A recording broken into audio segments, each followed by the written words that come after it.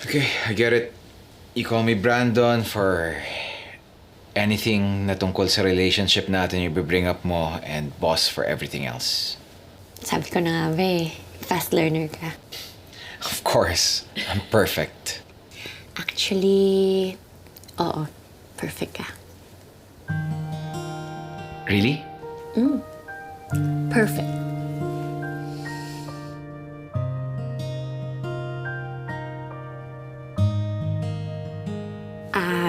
Tubig.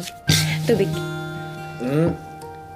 Since we're not in the office, ako nang gagawa nito. Boss Kim. Hindi bagay. Ba't ikaw lang yung boss? Boss na kita ngayon. Kimberly! Ano sila ate? Kimberly! Teka, akala ko ba hindi mo ako kinakahiya? Hindi ba kasi ako ready sabihin kaila ate? Yeah, but I want to meet you. Ay, dito sa ilalim na kama. Ay, dito. Ito, nagbibihis lang ate! Nagbibihis lang daw. Ano naman? Okay, diyan ka lang ah. Ate!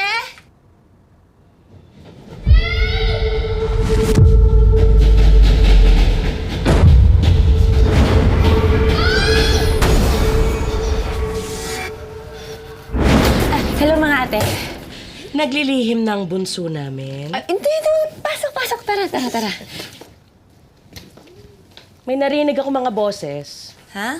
Ano ka ba? Baka nanonood lang yan ng Reels. Oo, nanood ako kanina. Naku, kayong dalawa, wag ako. Ano to? Pares. Dalawang plato?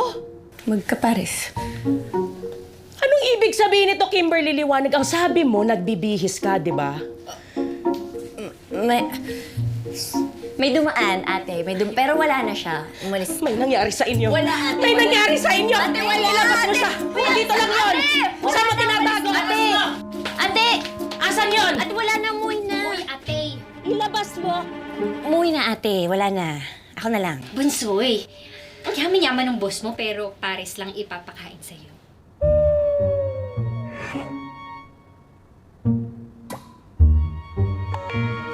Ay, no, wala to. Ano to? Ito yung hinintay kong delivery. So, boss mo pala yung kasama mo. Dumalaw lang.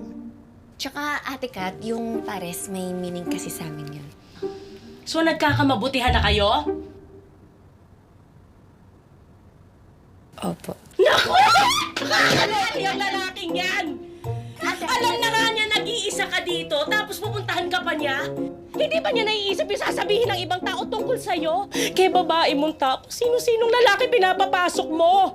Naku, nagigigil talaga ako. Ayoko talaga sa kanya. At ikaw, isa ka pa, nangungunsinti ka, di ba? Galawan mo. naman! Yung mga malisyosong tao naman yung nag-iisip noon. Ano ka ba? Kilala naman natin tong si Bunsoy. Oo naman. Kampante naman ako sa bunsoy natin. Ang hindi ako kampante ay sa lalaking yun! Dahil kung nag-iisip siya, ha, iisipin na niya yung sasabihin ng ibang tao tungkol sa'yo. Kat, tawagan mo si Dada. Magsi-sleep over tayo dito. Anong sleepover? Oo, magsi-sleep over dahil sisiguraduhin kong walang babalik kung man umalis kami dito. Wag kayo mag-alala. Oo, wag kayo mag-alala, ate. Tsaka, hindi ganun yung boss ko. Marespeto yun, lalo na sa mga babae.